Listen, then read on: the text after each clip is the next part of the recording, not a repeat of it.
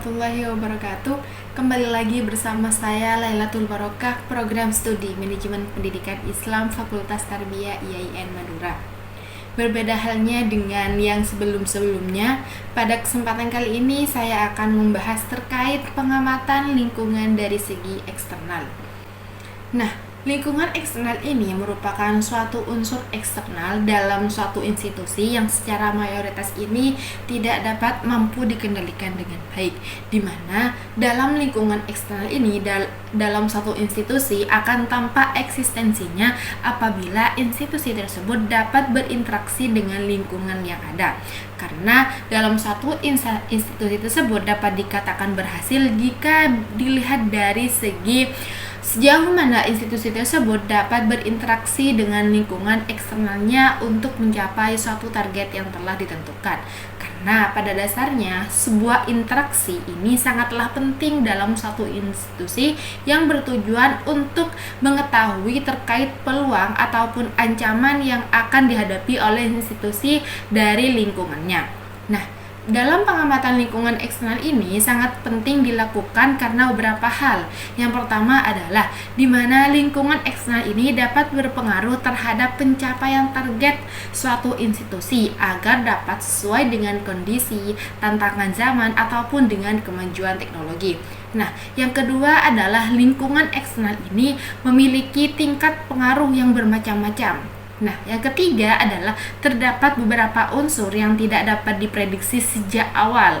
Yang keempat itu, mayoritas institusi tidak mampu mengendalikan lingkungan yang ada di luar. Nah, dalam manajemen strategik, unsur-unsur yang terdapat dalam lingkungan eksternal yang mempunyai pengaruh yang signifikan dalam satu institusi diantaranya adalah yang pertama, yaitu lingkungan eksternal institusi yang bersifat umum, di mana lingkungan eksternal ini dikatakan umum karena lingkungan ini dapat berpengaruh kepada semua instansi, semua institusi yang ada, baik dari segi ekonomi, segi sosial, politik, perkembangan ilmu pengetahuan dan teknologi, serta dalam bidang industri. Nah, yang kedua adalah lingkungan eksternal institusi yang bersifat khusus. Nah, lingkungan yang bersifat khusus ini adalah suatu lingkungan yang menyebabkan suatu institusi itu berkompetensi dengan institusi lainnya, di mana lingkungan ini dikatakan khusus karena kompetensi yang didapatkan ini masih relevan dengan institusi tersebut, baik itu dari segi kompetensi institusi, baik dari segi keadaan para pelanggan, kebutuhan masyarakat, dan lain sebagainya. Nah, hal ini itu dilakukan untuk diketahui apa yang menjadi suatu peluang ataupun ancaman dalam suatu institusi untuk mencapai suatu target yang telah ditentukan. Nah, ada pakar lain yang menyatakan atau membagi lingkungan eksternal ini menjadi dua. Yang pertama adalah lingkungan eksternal mikro yang meliputi kompetitor, pelanggan, dan media massa. Dan yang kedua adalah lingkungan eksternal makro yang meliputi sosial, ekonomi, politik, hukum, kemajuan ilmu pengetahuan dan teknologi, dan lain sebagainya. Nah, dalam pengamatan lingkungan eksternal ini meliputi yang pertama adalah task environment, di mana suatu kondisi lingkungan yang dapat berpengaruh terhadap eksistensi institusi dalam pelaksanaan tugas seperti customer, stakeholder, klien, dan customer. Yang kedua adalah social environment, di mana terdapat suatu perubahan situasi dalam lingkungan masyarakat yang terdiri dari berbagai komponen-komponen yang sangat urgent seperti halnya ekonomi, teknologi, sosial, kultural, politikal, law, living, environment, ekologi, dan geografi. Nah, yang ketiga adalah economic environment, di mana dalam lingkungan ekonomi nasional yang rawan dihadapi oleh mayoritas institusi, ketika keadaan ekonomi dapat menghambat terhadap satu institusi, seperti halnya masalah keuangan negara, suku bunga, dan yang lainnya. Yang keempat adalah technological environment, di mana terdapat suatu keadaan lingkungan yang berhubungan dengan kemajuan teknologi.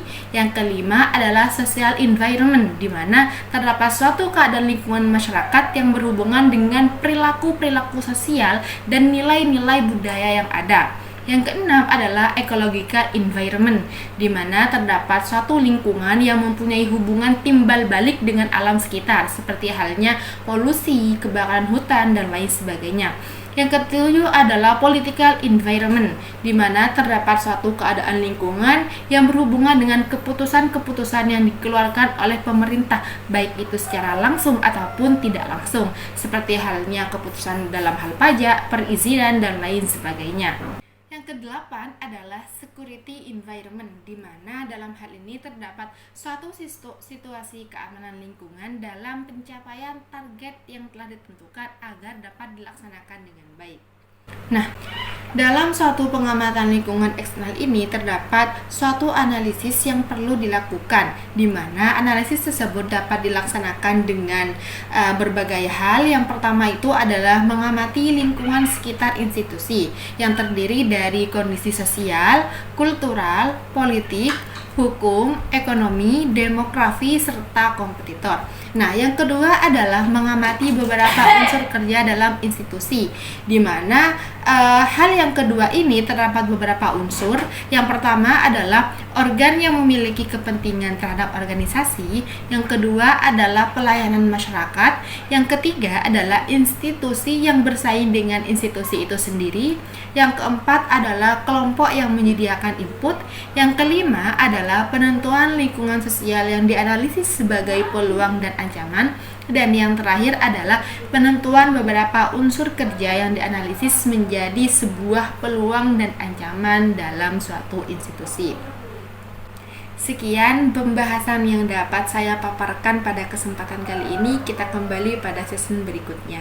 Wassalamualaikum warahmatullahi wabarakatuh.